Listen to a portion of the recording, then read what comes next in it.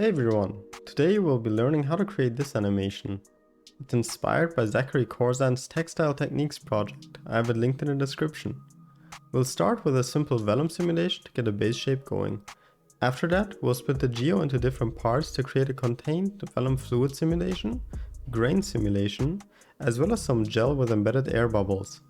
In the next tutorial, we will then learn how to light and shade it using Octane renderer. Without further ado, let's set this thing in motion.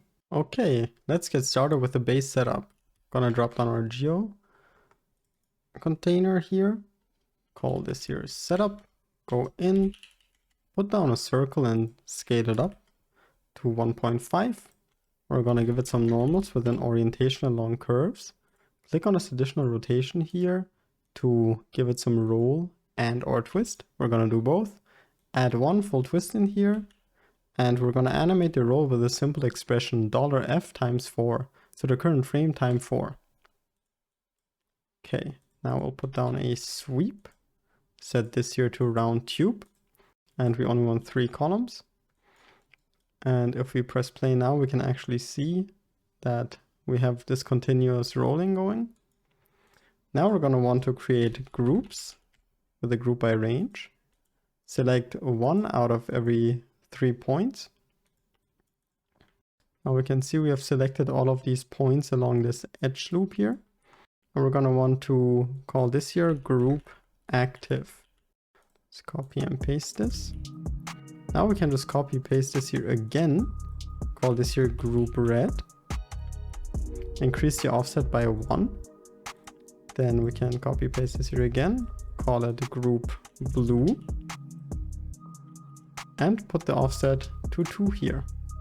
Great, so now the first part of the base setup is done. Let's move on to the bubbles themselves. We're going to put down a sphere here, put it to polygon with 8 frequency or frequency of 8. Gonna want to give it some normals and some UVs. UV project. Then we'll set this projection mode here to polar. And we'll put down a match size. This match size here is going to be justify the Z to the minimum.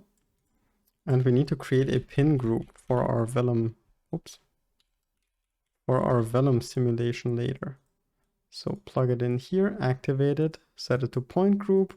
Don't need the base group. Simply need a bounding sphere with a size of 0.5. Now if you look at it here, great, it's grouping these things. Okay, so now let's copy. Actually, let's give this here a name, group pin. And then we're going to want to copy these spheres onto our torus. Let's take a look. So this looks nice already. It's kind of looking like the end result, just not quite yet. And what we don't like about this is that they're intersecting. These balls are intersecting, so we need to scale these spheres down before we copy them over. Put down a transform, set this uniform scalar to 0.2. That's what worked for me. Okay, now we can simply put down a null, call this here prepped geo, and we are done with the first part. We are set to dive into vellum now. So let's drop down a vellum, configure balloon. Connect this here. And we have 2 sets of constraints now, the cloth constraints and the pressure constraints. The cloth constraints are the surface constraints and the pressure constraints are the internal ones. So let's leave these as they are for now and add one last group of constraints. Putting down another vellum constraints. And this here will be our pin constraints. So let's set the constraint type to pin. Set this group type here to points. And set this here to group pin. Okay, great. If we now put down a vellum solver, actually one last thing, we also need to click on match animation. So if you now put down a vellum solver here, set the substeps to 4, and the force, in the forces tab, we're going to want to set the velocity dampening to 0.5. If you press play now, we will see that our spheres kind of just hang like water balloons, but at least they're following the animation of the torus, but they aren't inflating the way that we want them to. So let's scrub this here back to frame 1 and go back to the pressure constraints. So we want our pressure constraints to be stiffer. So let's set this multiplier here to 1 million and also activate this output group and call it pstretch for pressure stretch. Dive into the Vellum solver, add a Vellum constraints properties, connect it to our force output, activate the group, put pstretch in here, and now we can simply keyframe our Vellum constraint. So we're going to want to increase the rest length scale from 1. I click escape here to stop the cooking, to 125 on frame 24.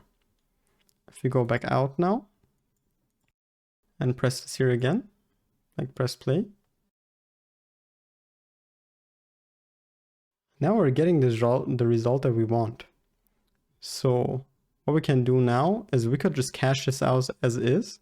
However, Vellum likes to create all of these different point attributes and prim attributes and detail attributes and groups that we do not need. They would just like clog up space on our hard drive. So in order to reduce that, we're going to put down an attribute delete.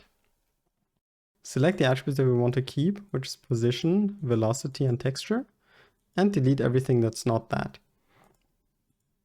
Then we're also want to put down a group delete and say that we do not want Vellum object 1 and we do not want stream default source. Okay, cool. So now we can actually resize our timeline to 168. Put down a file cache and call this here a Vellum balloon cache and save to disk. Okay, our cache is done. Let's play it. If you want, you could even create a play blast here, but in this case it's not necessary since this is playing back in real time. At least for me it is. And I hope for you too. So the last step would be to get rid of these frames at the start.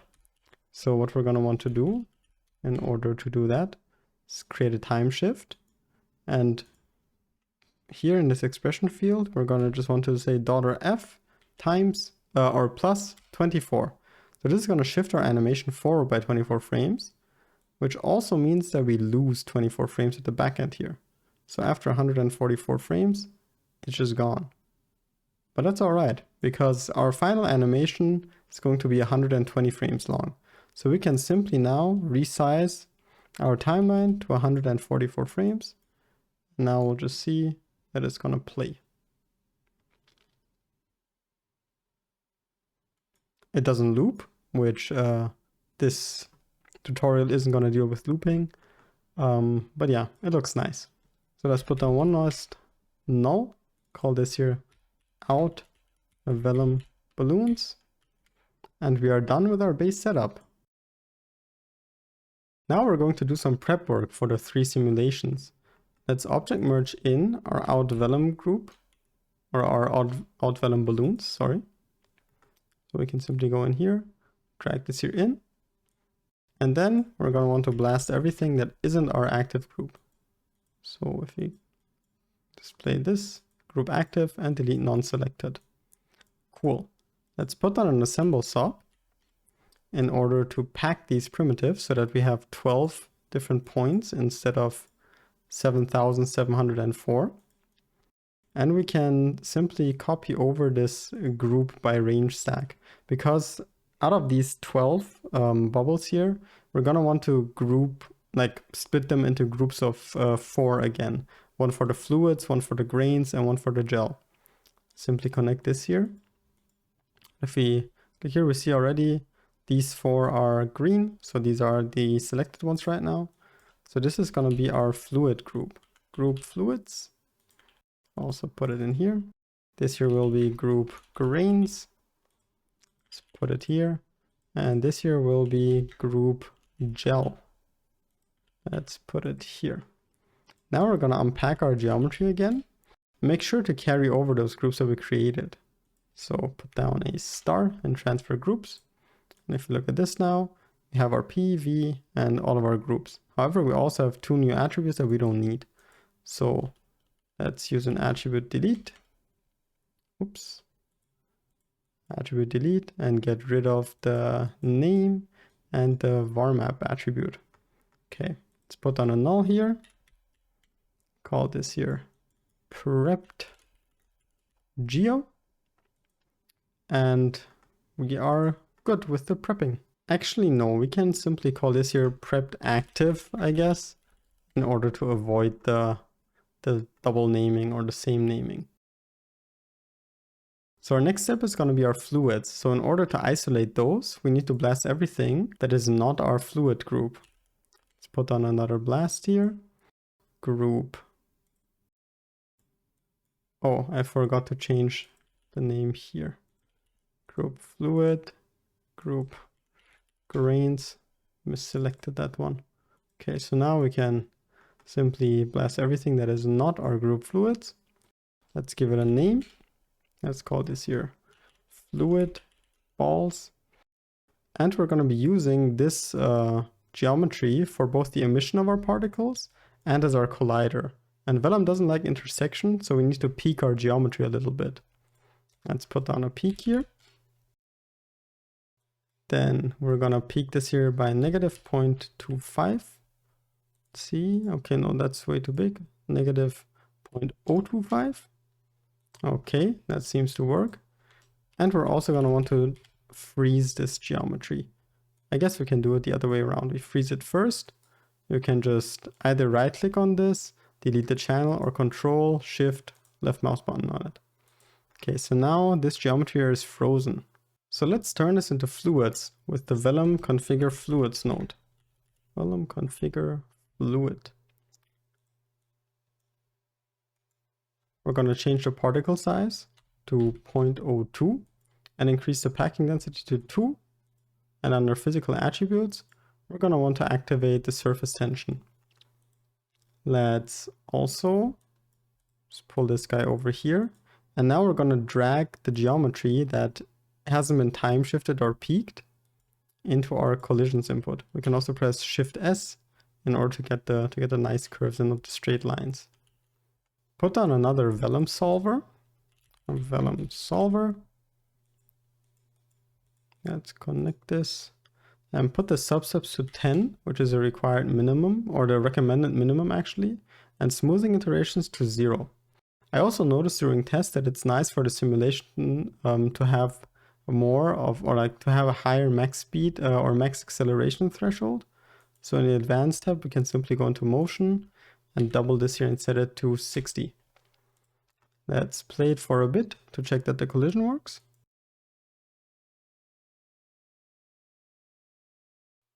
Okay, we have a little bit of leakage here, which I think might be related to the geometry having, like the geometry is a little bit funky over here.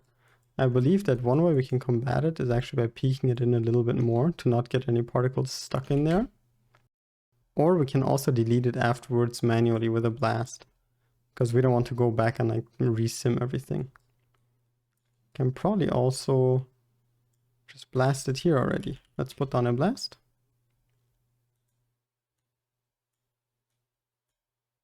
Actually, no, we'll do it after some. Let's simply check whether or not this is working. Actually, let's make this here less stark. Let's go back to the 0.025. We'll just delete it afterwards. Okay, let's play it. Double check again. The collision besides that issue is working.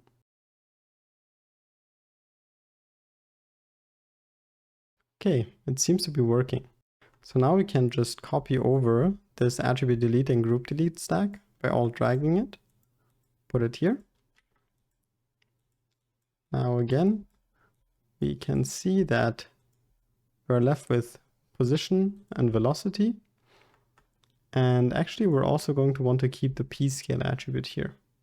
So let's go in here, p-scale. Now we can file cache this. Call this here a Vellum fluid cache and save to disk.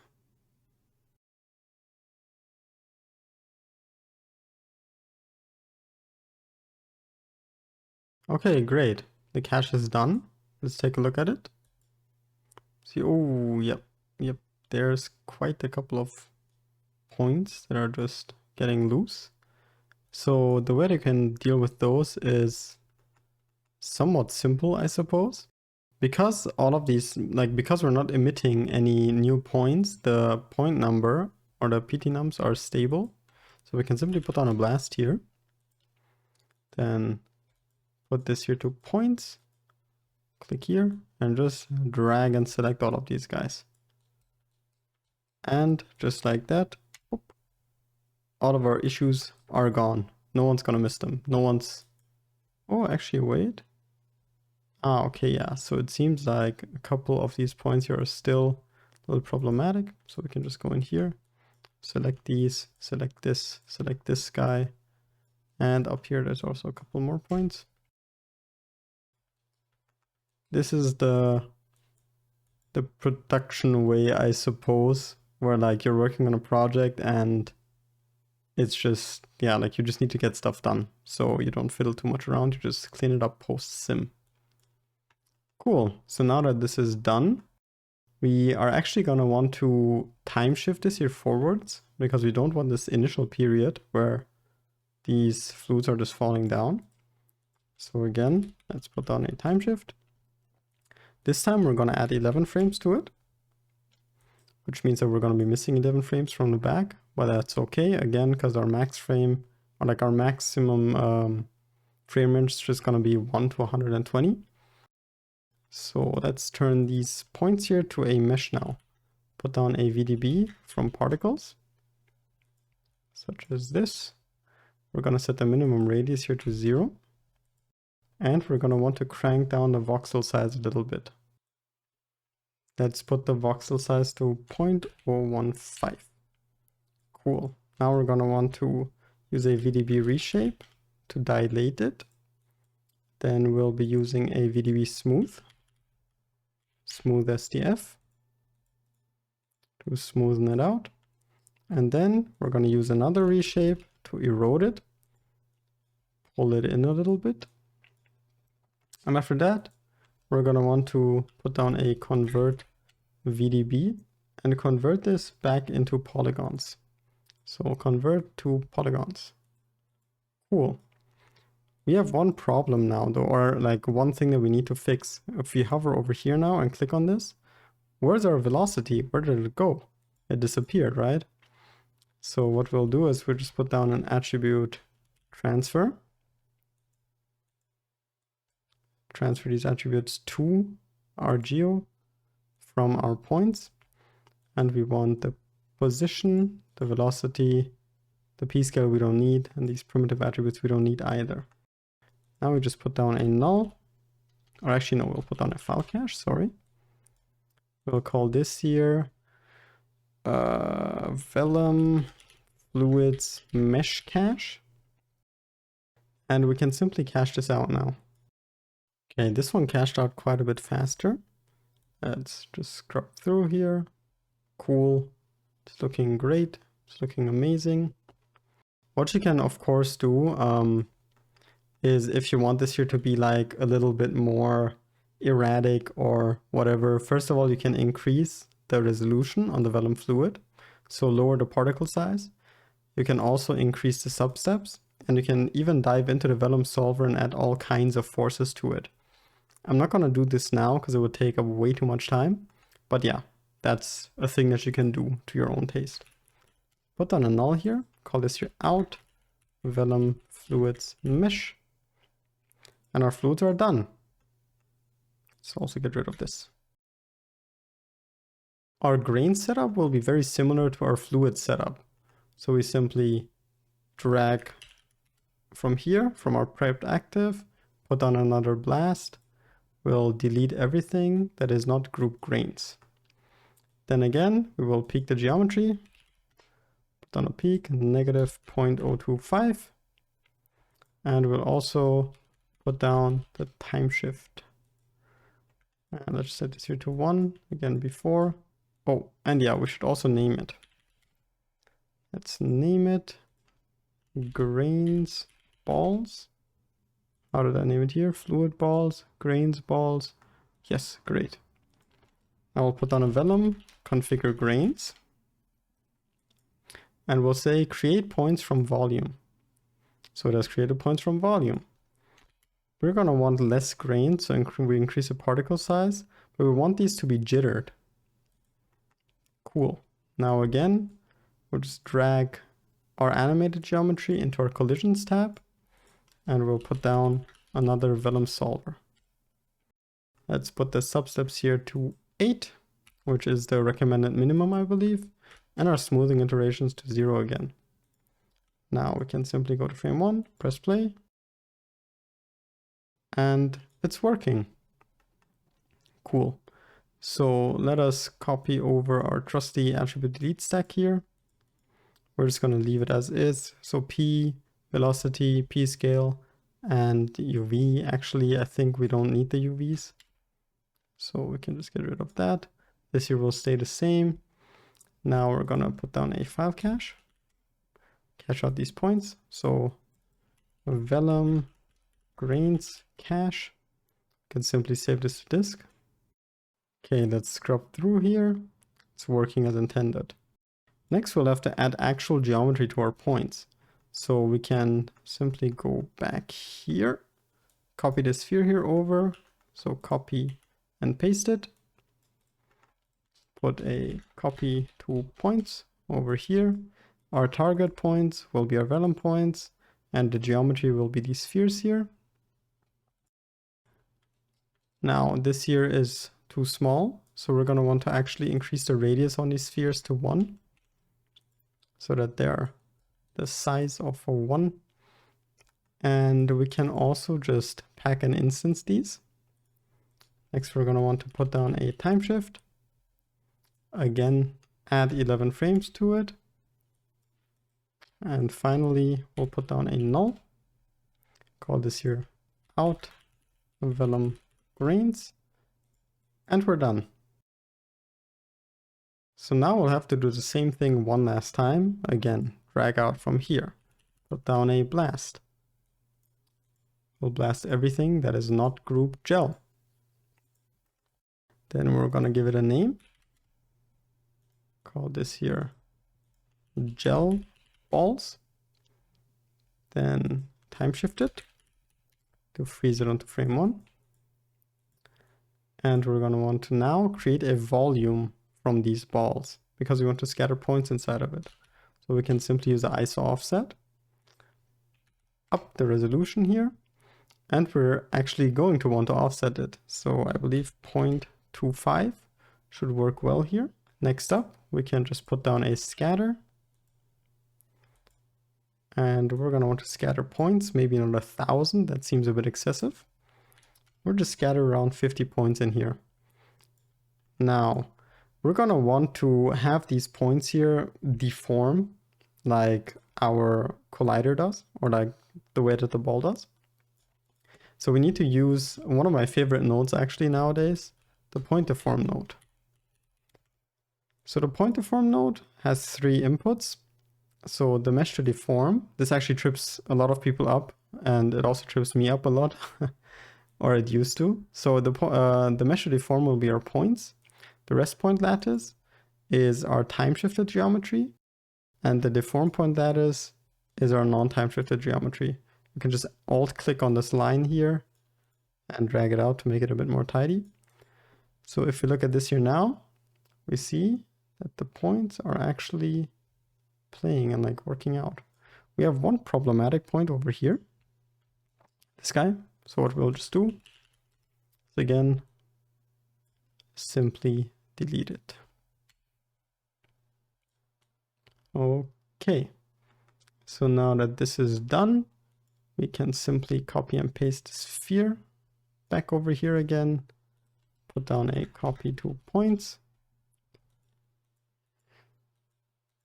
connect it like this, and let's take a look. Whoa, that's so way too big. And they're also uniform. We don't like this. We don't like this one bit. So we put down an attribute randomize.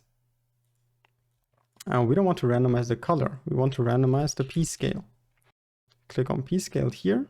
the distribution, we'll put it to a custom ramp. And we want a lot of small ones and only a couple of big ones. So let's drag it like this, just shape our ramp.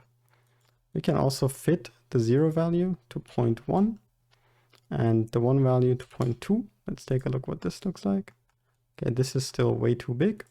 Let's go 0.025 and 0.05. Okay, nice. Maybe a little bit bigger, maybe 0.1. That looks good.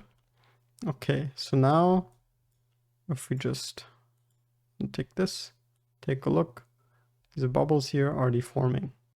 Cool.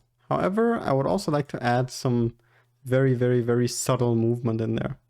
So I'll put down an attribute noise. Set this to P for position. Then put this here to 0 centered. We're going to want to decrease the amplitude by quite a bit.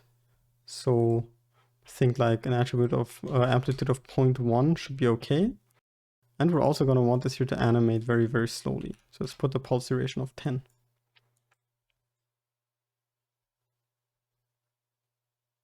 Actually, you know what? Maybe let's just scratch this attribute noise here.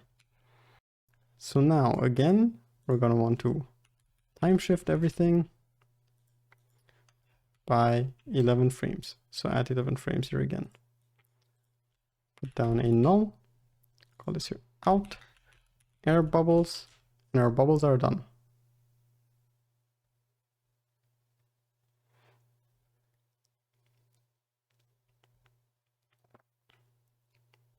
Creating the gel is actually fairly easy. We'll simply split off a stream here again. Actually from over here, or actually no, from the time shift. Do a VDB from polygons. Preview this. And let's actually change this voxel size to 0.025. Then we're going to want to put down a reshape and erode it. Oops, not a resample, a reshape. Then we're going to want to erode it by a little bit, maybe like 0.5. Set it to erode. After that, we'll simply convert VDB back to polygons again. And we can do a Pointdeform one more time. So our convert VDB is going to be our mesh to deform. The time shift will be our rest point lattice. And the animated geo is our deform point lattice. So if you look now, it's working. We have a little bit of like pinching over here. That should be fine, I think. So let's put our time shift back again, plus 11.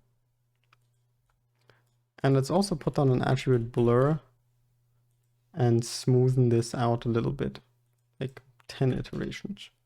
Should be good. Now just add some normals to it. Put down our final null, call this here out gel, and we are done.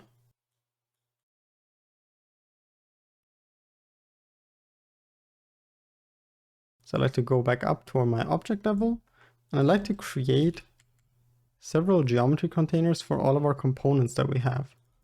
I like to just call them render and then something. So this one here will be render gel.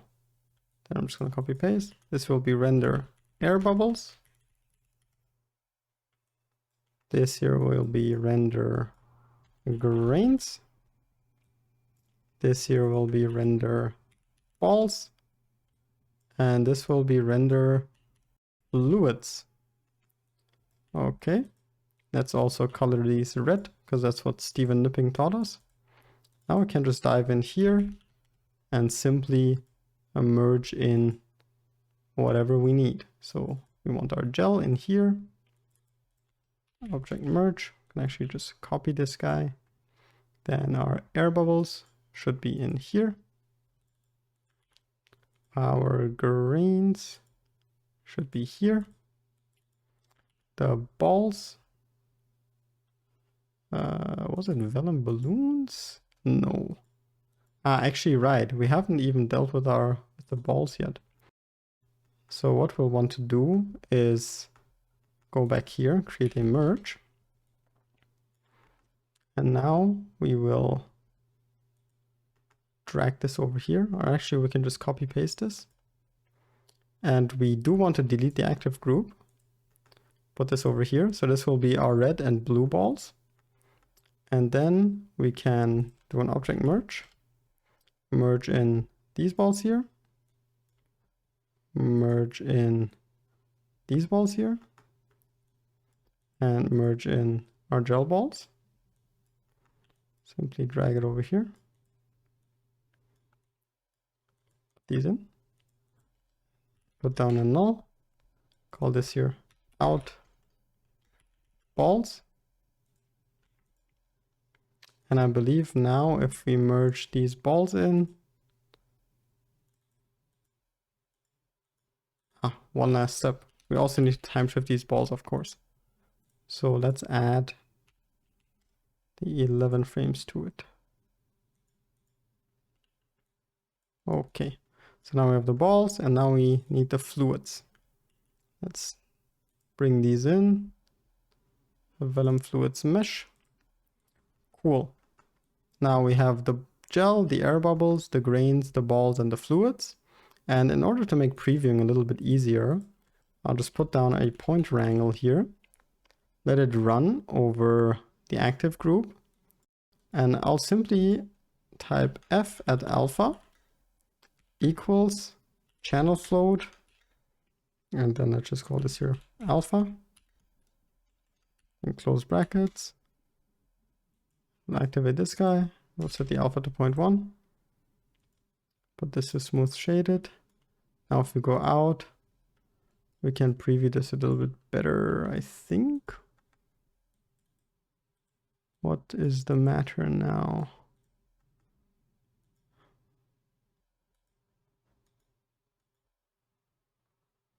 Right. We need to actually we need to hide our setup. So now if you look at it here, we have, let's also turn on the gel. We can do the same thing for the gel actually. Just do a point wrangle. F at alpha equals channel float alpha. And set this here to maybe 0.25. So that we can see the bubbles in there, or maybe 0.5. And now if we also just put down a camera, let's go in there, set it to 1080 by 1080. Then I like to do a focal length of 135, and now we just drag it back in the Z direction. Maybe like this. Actually, let's put it to 100.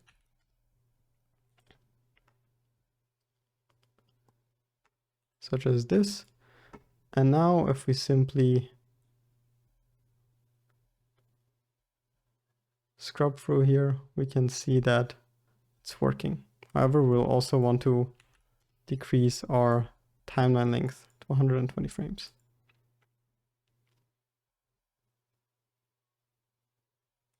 Maybe we should increase the alpha on these bubbles a little bit, maybe 0.25.